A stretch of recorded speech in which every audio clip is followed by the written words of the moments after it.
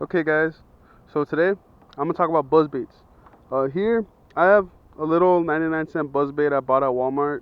Uh, I lost my good buzz bait, so I thought I'd buy this one. It's just temporary while I buy a new one. Um, unlike most people don't put trailer hooks on buzz baits. I like using trailer hooks on buzz baits, on chatter baits, spinner baits, anything that a bass could come up short on. Uh, Buzz baits are pretty simple. They're a top water bait. You try to keep them on top of the water. Um, I personally don't like keeping them above the water. I usually let the blade get under and stay under the whole time, just because I feel like it gets more vibrations and it gets more attraction from the bass.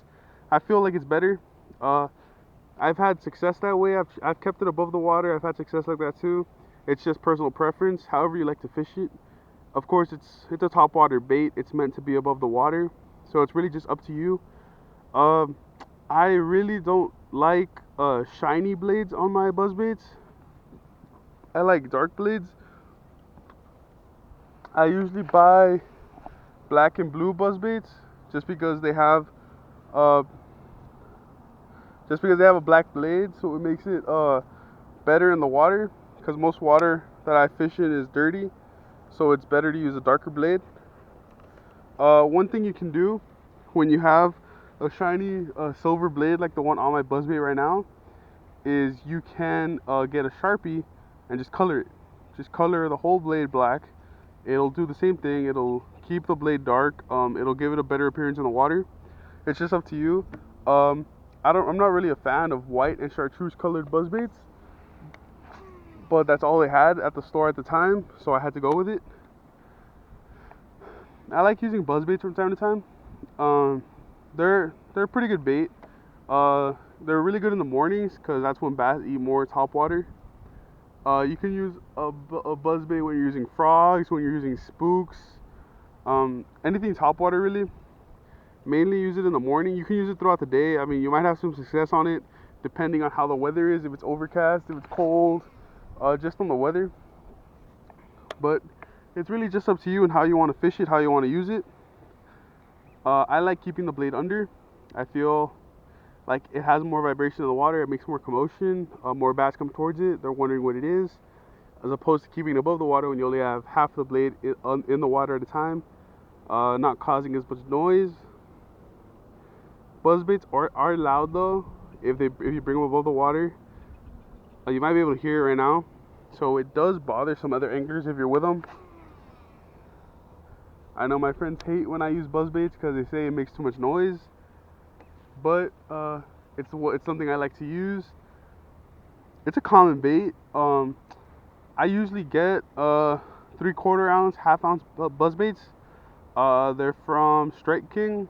Those are the ones I usually go with. There's some bigger ones. There's some ounce, ounce and a half, 2 ounce. Those, those might be a little overkill, but they still get the job done. It's a buzz bait. But the bigger the weight on the bait, the bigger the blade. So you'll have more noise. You make more commotion. So yeah, it's really just up to you and how you want to fish.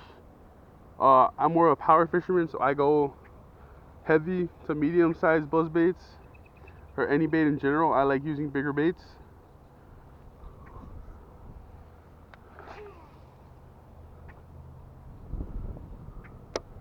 Bass, they won't. It's not a subtle bite when it comes to buzz baits. They're just gonna hammer it. They're gonna attack it, and you'll feel it right away. You'll see it, and it'll be a pretty big splash when they come.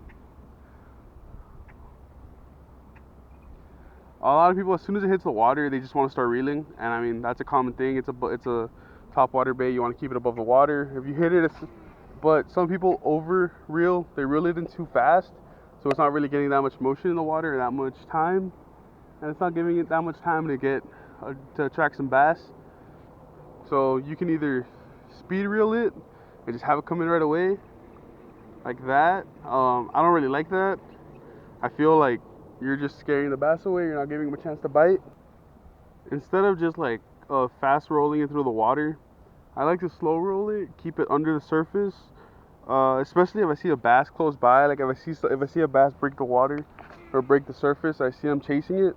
I'll slow it down a lot, and I'll just like barely move it every once in a while, just to give them a sense of that it's there and hear the vibrations, feel the water moving. and just wait for them to attack it. But I mean, it's really personal preference on how you want to fish it. You just have to try out different ways, different emotions, and different colors, different weights. See what you like. Pick what you think would be best for your fishing style, and just roll with it.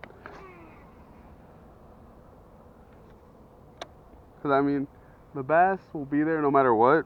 It just depends on you on finding your bait, finding your weight, finding your color, and finding your way to fish it. I mean, I'm doing something different than most people. I keep it under the water when most people keep it above, so it's just my way. That's the way I've found it to be better. That's the way I like it more. I mean, that's the way I learned how to fish buzzbaits and learned how to use different baits. It's just personal preference, finding what you like, finding what works for you and your style. So that's all I really have for the video, guys. So just like and subscribe. Keep coming back for more content. I'll keep pumping out these videos like this. Well, that's it, guys. See you guys later. Catch you guys next time, and keep fishing.